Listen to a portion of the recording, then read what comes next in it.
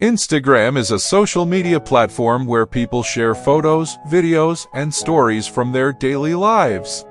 It can be a fun way to stay connected with friends, family, and even people around the world. But as Christians, it's important to consider how our faith influences our use of social media. First, let's think about what the Bible says about how we should live our lives. In Philippians 4:8, it says, "Finally, brothers and sisters, whatever is true, whatever is noble, whatever is right, whatever is pure, whatever is lovely, whatever is admirable, if anything is excellent or praiseworthy, think about such things." This verse encourages us to focus on positive and uplifting content. When using Instagram, we should ask ourselves, are the accounts we follow and the content we engage with positive and uplifting? Are they encouraging us to grow in our faith and live out Christian values? Next, consider the time you spend on Instagram.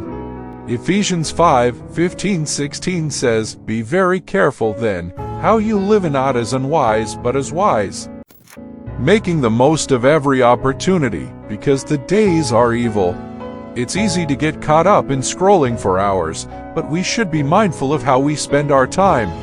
Is it taking away from more important things like prayer, reading the Bible, or spending time with loved ones? Another point to consider is how you present yourself on Instagram. Are you sharing content that reflects your values and faith? Colossians 3:17 tells us, "And whatever you do, whether in word or deed, do it all in the name of the Lord Jesus, giving thanks to God the Father through him." Our posts should be a reflection of our beliefs and should honor God.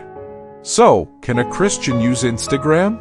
Absolutely, yes. But it's important to use it wisely and intentionally.